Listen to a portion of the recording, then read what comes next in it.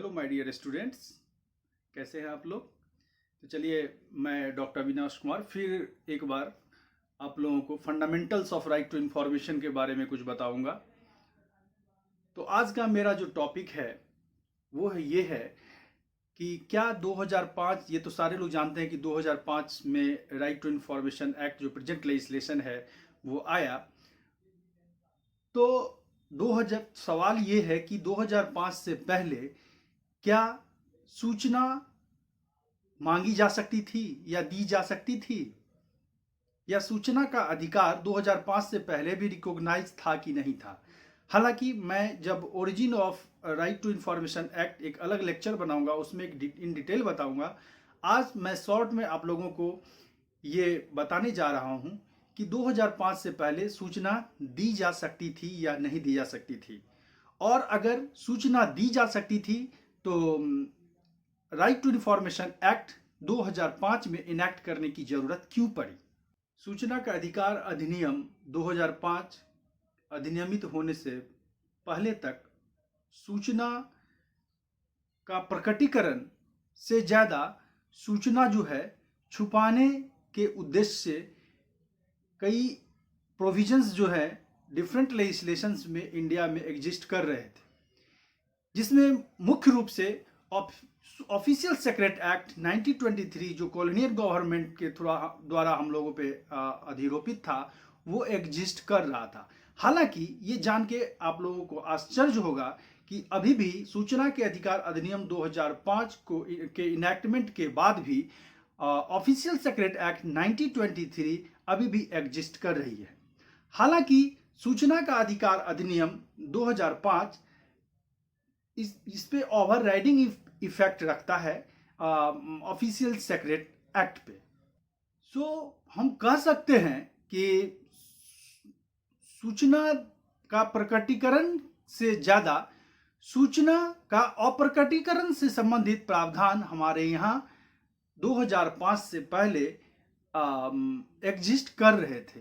ये अलग बात है कि सूचना के अधिकार अधिनियम 2005 के लाने के पीछे जो इतिहास रहा है, तो बहुत पहले से ही जो है इसकी शुरुआत हो गई थी कि मैक्सिमम डिस्क्लोजर जो है वो होना चाहिए।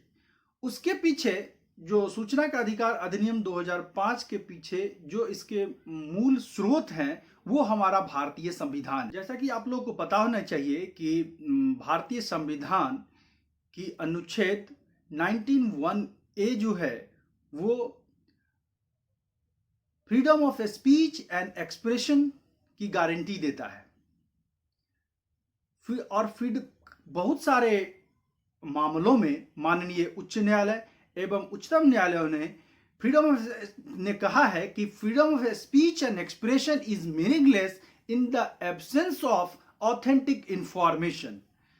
तो सूचना के अधिकार का या सूचना के महत्व को बहुत सारे मामलों में हमारे उच्चतम न्यायालय एवं उच्च न्यायालयों ने बताया है कि बिना सूचना के freedom of speech and expression की कल्पना करना व्यर्थ है।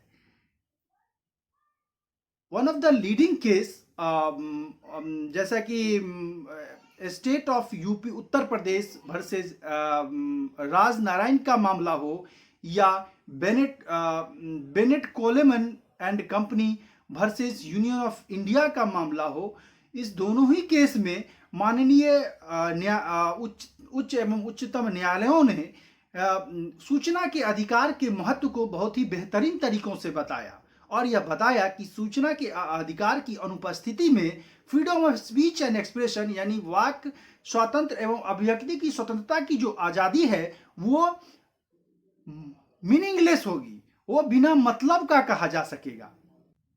तो in the case of Bennett Coleman and company versus union of India, अगर साइटेशन आप लोग नोट करना चाहें तो नोट कर सकते हैं, जिसमें all in AIR 1973 supreme court page 106, ये नोट कर लीजिए। तो इस केस में जो है इट वाज हेल्ड कि जो freedom of speech and expression है वो दो तरह के इंटरेस्ट को प्रोटेक्ट करते हैं। One is individual interest and another is social interest, इस दोनों इंटरेस्ट को प्रोटेक्ट करते हैं। इंडिविजुअल इंटरेस्ट किसी मैन को अपने व्यूज को एक्सप्रेस करने के लिए जरूरी है।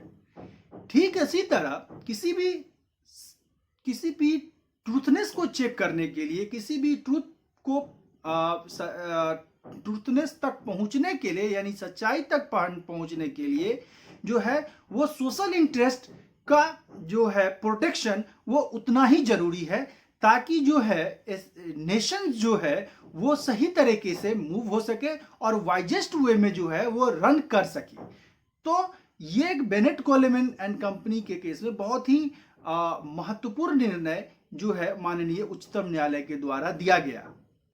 और माननीय न्यायालय के द्वारा यह भी कहा गया कि जो किसी भी सोसाइटी के लिए या उनके प्रोग्रेस के लिए यह बहुत ही जरूरी है कि किसी भी डिबेट में हिस्सा लेने के लिए उनके पास इंफॉर्मेशन जो है होनी चाहिए, और जब तक उनके पास इंफॉर्मेशन नहीं होगा तो freedom of speech and expression is meaningless.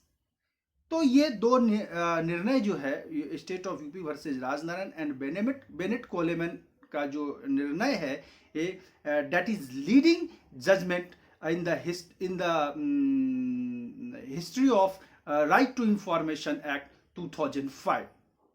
But in spite of these leading decisions given by honorable courts, जो है अभी भी जो है हमको सूचना के अधिकार की जो गारंटी है वो नहीं मिल पाती थी। ऐसा इसलिए है कि जो कोर्ट का डिलेइंग नेचर है, वो डिलेइंग प्रोसीजर है, वो आप सबको पता है। उस कारण से दूसरा ये है कि each and every kinds of जो केसेज होते थे, अगर तो वहाँ पे ये कोरिलेट करना होता था कि जो पार्टिकुलर आइटम्स हैं they are following within the purview of freedom of speech and expressions.